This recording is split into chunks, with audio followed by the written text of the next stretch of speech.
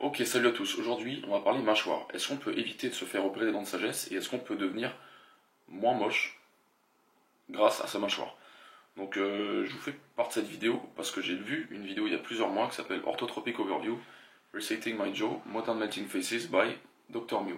Mike Mew, pardon. Donc, je vous mettrai la vidéo en lien. Je vous encourage à aller la voir. Elle dure 25 minutes. Elle est super instructive. En gros, il explique que selon des données que lui, il a eu, dont lui il avait accès, de squelette, il s'est rendu compte qu'en fait, dans la société moderne, le crâne était de plus en plus vertical.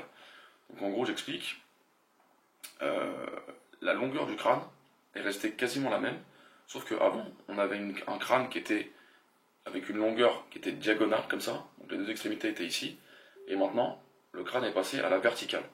D'accord? Donc avant, on était, on va dire, comme ça, avec une longueur plutôt comme ça, et maintenant, on a le menton qui s'est affaissé, et on a une verticalisation du crâne. Donc ça c'est votre crâne, ça c'est la partie nasale, ça c'est la partie buccale. Si on a un crâne qui est relativement diagonal, avec une longueur qui est plus horizontale du coup, l'air peut passer facilement par le nez. Voilà. Si on verticalise ça, ça réduit l'espace et on a tendance à respirer par la bouche. Ce qui se passe, c'est que quand on respire par la bouche et pas par le nez, on utilise des muscles différents qui vont influencer la forme de cette mâchoire. Donc par extension, tout le corps et comment on utilise notre mâchoire. Et donc, si on respire par la bouche et pas par le nez, ça va influencer comment on utilise nos muscles et donc la forme de notre mâchoire. Et donc plein d'autres choses qu'on va voir en détail, enfin pas en détail, mais je vais vous résumer rapidement, mais je vous encourage à voir la vidéo. Donc cette verticalisation, elle a plusieurs soucis. Déjà au niveau de la respiration, on va avoir le nez qui est bloqué, donc on va respirer plus par la bouche comme je viens de dire. Ça va créer de l'apnée du sommeil et souvent des ronflements, gros ronflements. Deuxième chose, pour Louis, ça va bloquer les trompes de Stache qui sont au niveau de. Qui sont vers là, bon, je sais pas où est elle, mais c'est vers ici. Et donc la forme de la mâchoire va bloquer ces trompes-là. On entend moins bien.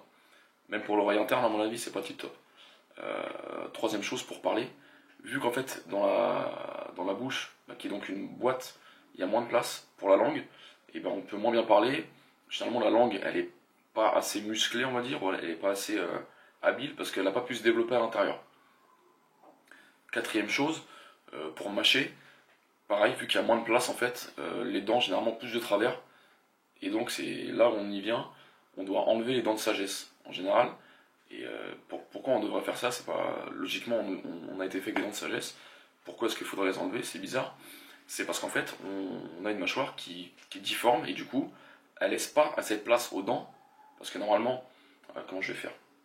La mâchoire elle est comme ça, on va dire, enfin elle est comme ça. Et donc si on réduit ici l'espace, ça veut dire que derrière là, bon le schéma est pourri, donc on arrête.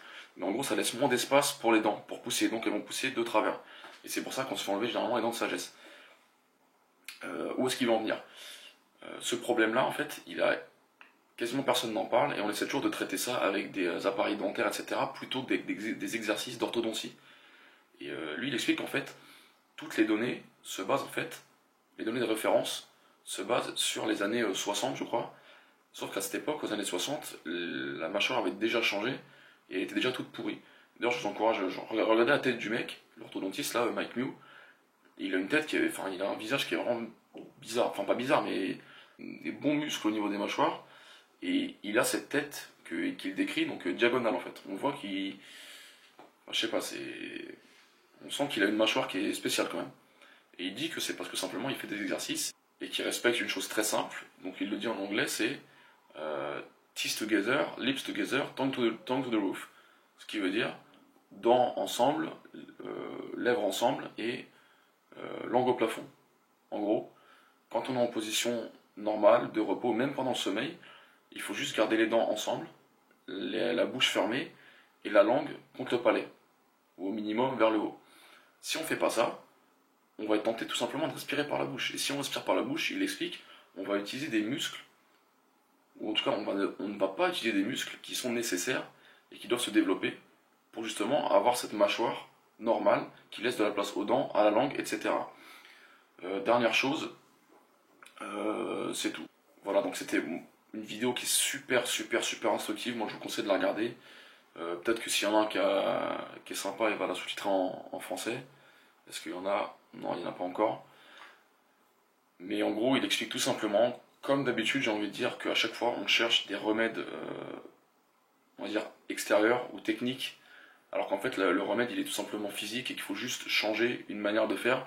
Et donc là, tout simplement, changer notre manière de respirer, fermer la bouche, fermer les dents, respirer par le nez, et tout ira bien. Vous serez plus beau et on vous opérera pas des dents de sagesse. Ciao.